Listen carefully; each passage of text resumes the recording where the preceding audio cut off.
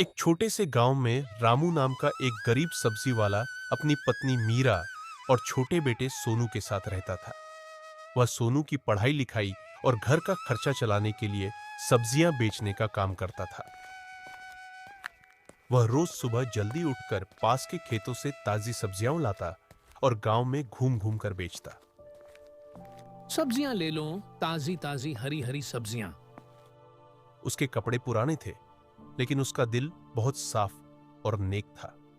रामू ईमानदारी से काम करता और कभी भी किसी को धोखा नहीं देता था। जब भी कोई बुजुर्ग, विधवा या जरूरतमंद ग्राहक आता, वह बिना मुनाफे के या कभी कभी मुफ्त में भी सब्जियां दे देता। गांव के लोग उसे बहुत पसंद करते थे। अरे मीरा बहन, रामू बहुत अच्छा और ईमानदार इंसान है। हाँ बहन, वह हर रोज खेतों में से ताजी सब्जियां लाकर उचित दामों पर बेचता है। रामू की तुलना में दूसरे दुकानदार महंगी और खराब सब्जियां बेचते हैं। लेकिन कुछ अमीर दुकानदार उससे जलते थे, क्योंकि उनकी बिक्री कम हो रही थी। और भाई, धनी राम कैसे हो? आपका कारोबार कैसे चल रहा है? अब क्या बताऊं मैं, कारोबार बहुत मंदा चल रहा है।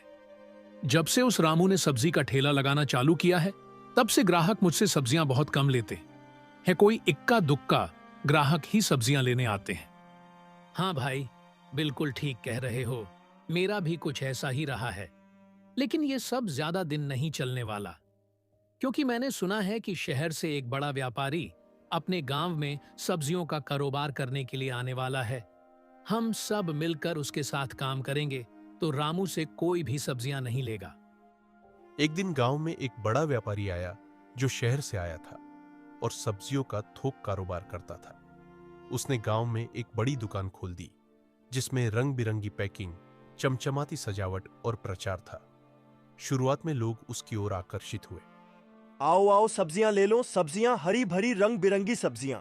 व्यापारी ने रामू को बुलाकर कहा, रामू, क्या तू मेरी दुकान पर काम करेगा? मैं तुझे अच्छा पैसा दूंगा।